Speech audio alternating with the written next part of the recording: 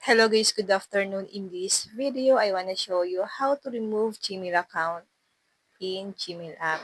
May nag-comment po kasi nito guys sa ating comment section. Ito po ang comment niya.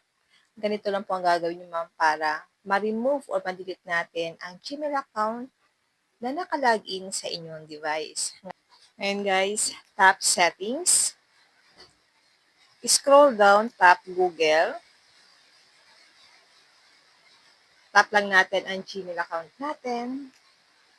Dito guys, itap mo lang po ang manage accounts on this device.